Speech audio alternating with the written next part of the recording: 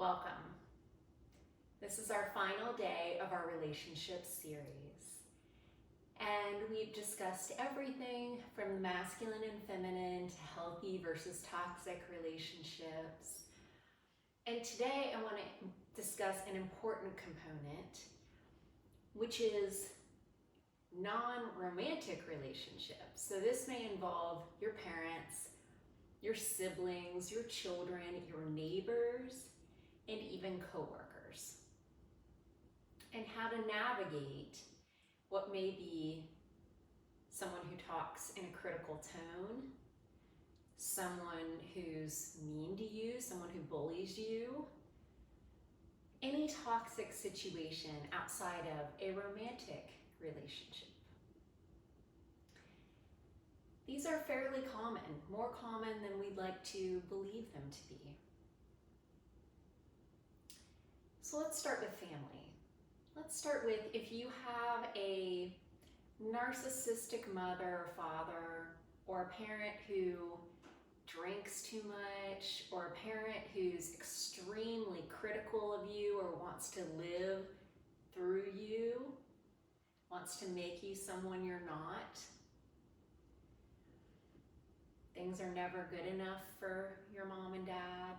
That can be a very heartbreaking situation, right? We need our parents' love. We need our parents' approval. And sometimes, sadly, we never get it. Some of us. Mom, I'm not talking to you. Okay, so if you're watching, fast forward a little bit. This is not about you. But a lot of people deal with this situation. So it needs to be confronted. And the number one thing that you can do if you're dealing with a toxic parent is set boundaries. Let your parent know what you will and will not tolerate. Let them know that you're an adult now making adult situations, and that you've reevaluated your belief system and you're doing what you need to do for your personal happiness and success. If those things don't work, and your mom and dad or your in-laws, right, because that's your second set of parents now, if those people still don't respect you as an adult and don't respect your boundaries, then sometimes you have to remove those people from your life.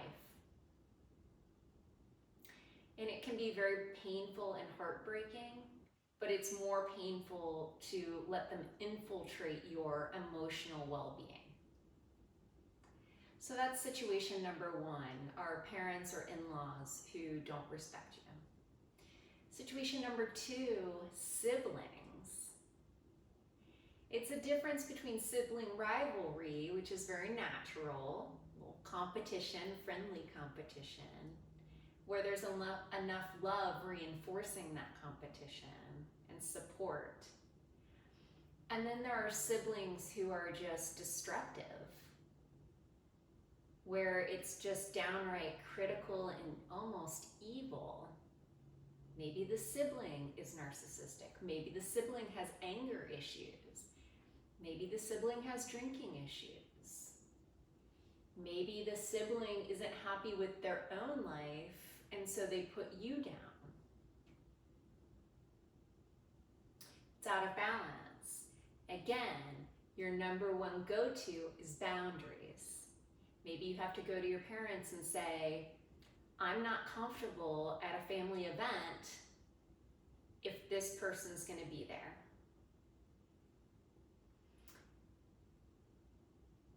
The second thing is you have to confront this person.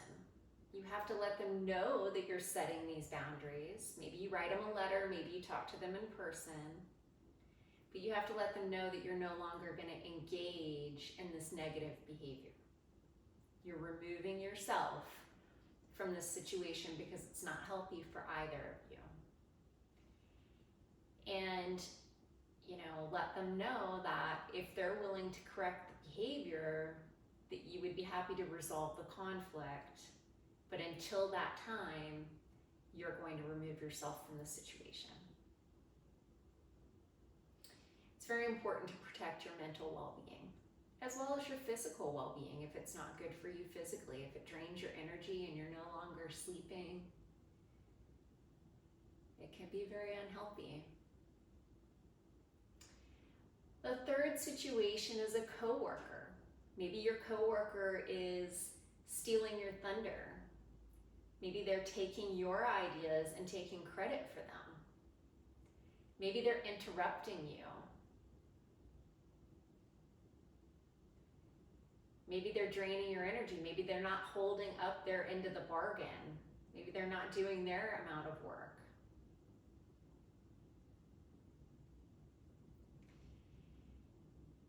So again, set your boundaries.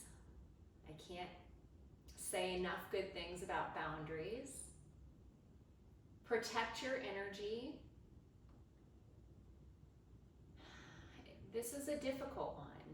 Speak to the higher ups if you can without being a tattletale, without going back to that childhood feeling. Take personal responsibility when and where you can, but set your limits. Look at other options. Is there a similar company you could work for and feel better about what you're doing? Is there only one person dragging down your energy, or is it multiple people within your company?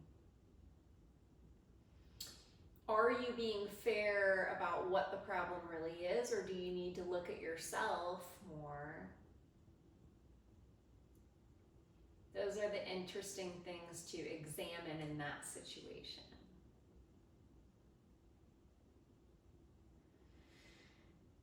The fourth situation in relationships outside of romantic relationships is your neighbor. So maybe you have a beautiful condominium, but you have a terrible next door neighbor, upstairs neighbor. How to navigate that? Maybe you live in a beautiful house in an ideal neighborhood and an ideal school system, but your next door neighbor causes a racket. They're too loud. Maybe they don't mow their yard regularly. Maybe they leave toys everywhere or don't take care of a pet properly. Let their pet on your property line. Maybe they're property line hagglers, and when a tree falls, they won't take responsibility.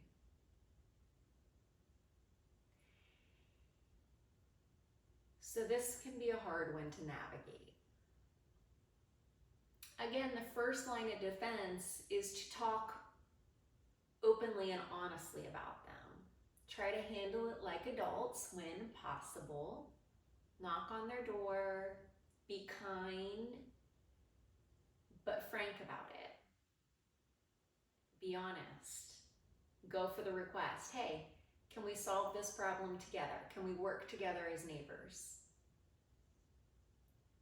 Second line of defense is filing a police report.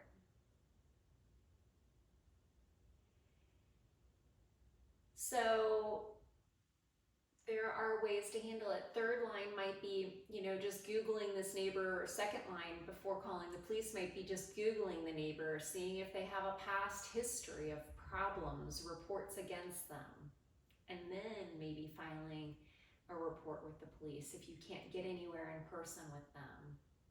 Because you have to live in this place too. You have to be comfortable. So hopefully it won't come to filing a police report. Hopefully you can solve it civically, but it can be very frustrating, and you need to be comfortable in your home space. Maybe put up a privacy fence. And finally, friends. It can be very heartbreaking when a friend is manipulative and, people's true colors show in times of adversity.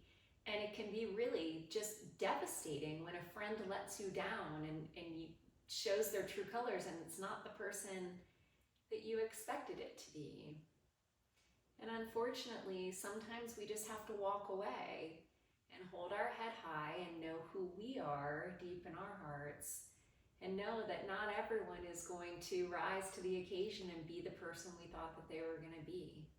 And that's one of life's hard lessons, and we take those lessons, we show gratitude for those. It builds character in us, it builds depth. And, you know, we take the good parts and we leave the bad. And the bad creates depth within us that allows us to then go on and help other people in our lives. That's the good part. It's the good, the bad, and the ugly all together. And we move on. We don't stay stuck.